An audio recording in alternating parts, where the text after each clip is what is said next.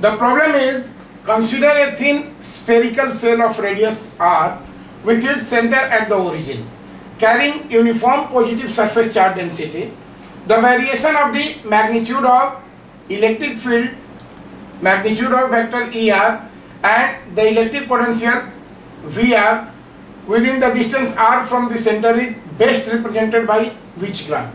ये आया हुआ है IIT 2012 में +3 और -1 मार्क्स का आया है, right. And the options given are, A option में है ये फिगर है, बी ऑप्शन में इस तरह का है, सी ऑप्शन में ये है और डी ऑप्शन में ये है। ये बेसिक एकदम डेरिवेशन का प्रॉब्लम है, देखिए।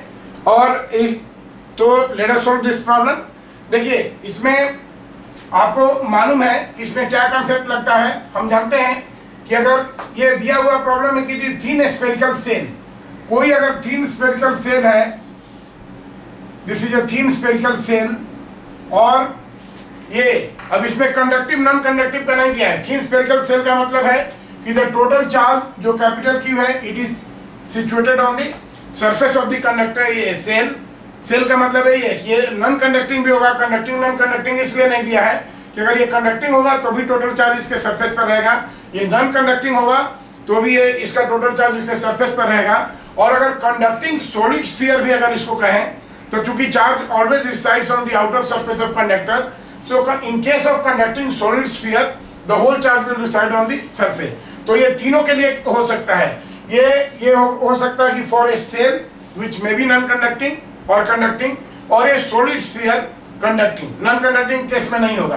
तो हम जानते हैं कि expression for electric field solid sphere के लिए आपको बताया जा चुका है डेरिवेशन में कि क्या होता है। Electric field this is 4 pi epsilon not and this whole charge suppose to be concentrated at the centre of the sphere. तो ये हो जाता है कि this is q by small r square for a point r is greater और equal to r, right. ये बाहर के पॉइंट्स के लिए या सरफेस के पॉइंट के लिए, यहाँ पर अगर कोई पॉइंट P हो या सरफेस पर हो तो उसके लिए ये फॉर्मूला लगता है कि the vector is equal to kq by r, 1/4 पे epsilon not q by r square. और चूंकि अंदर की बात करें कि when r is less than 0, right, when r is less और इक्वल टू 0, इस केस में हम लोग ये करते हैं कि दिस इलेक्ट्रिक फील्ड इज 0, क्योंकि सारा का सारा चार्ज आउटर सरफेस पे है, अंदर में कोई चार्ज नहीं है, इसलिए इनसाइड द इलेक्ट्रिक फील्ड क्या होता है 0। हम लोग जानते हैं ये। और पोटेंशियल के केस में, पोटेंशियल जो कि एक स्केलर क्वांटिटी है, पोटेंशियल के केस में हम जानते हैं कि इन्फिनिटी से पहले इसको यहाँ से सेम फॉर्मूला गवर्न होता है, डेरिवेशन में आपको बताया जा चुका है। तो बाहर के पॉइंट के लिए पोटेंशियल क्या होता है, this is 1/4 pi epsilon not, right, this is q by r for a point r is greater और इक्वल टू कैपिटल R। और यहाँ से इलेक्ट्रिक फील्ड 0 है इसलिए उतना ही पोटेंशियल लगता है, यहाँ से इधर लाने में वर्क 0 हो जाता है। तो जो सरफेस का पोटेंशियल होता है वही V surface is equal to V inside shell के लिए और इसके लिए। तो this is equal to 1/4 pi epsilon not q by capital R, ठीक है, व्हेन R इज लेस और equal to capital R, right. तो इन दोनों फॉर्मूलों का हेल्प लेकर के देखिए हम सबसे पहले क्या करते हैं। देखिए हमारा ये कंडीशन है, हम देखें सेंटर हमारा ओरिजिन पर है, the centre is at origin, right. तो यहाँ से हमने लिया एंड दिस इज r, और ये है हमारा radius vector, right, this is point r is equal to r। तो सबसे पहले हम किसका प्लॉट करें, मान लीजिए सबसे पहले इलेक्ट्रिक फील्ड का ही हम प्लॉट करते हैं, वेक्टर ई। देखिए वेक्टर ई को इस प्रॉब्लम में देखना होगा कि वेक्टर ई को डॉटेड लाइन से वेक्टर ई को दिखाया गया कंटिन्यूअस लाइन से, राइट।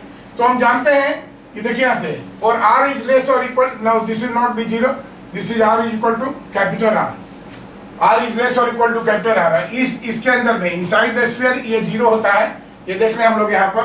तो क्या हो जाएगा यहाँ से देखिए कि इस पॉइंट पर इलेक्ट्रिक फील्ड क्या है 0, तो 0 है तो ऑफ कोर्स ये इसको एक्स एक्सिस को टच करती हुई जाएगी इलेक्ट्रिक फील्ड लाइन, राइट। और सरफेस के बाद में क्या होता है, it is inversely proportional to r square.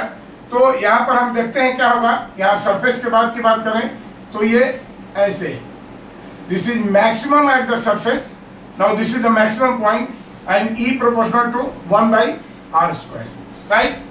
अब ये देखिए, ये हो गया हमारा इसके लिए। और पोटेंशियल का क्या है, ये मान लें कि R इज ग्रेटर देन 1 है, ठीक है।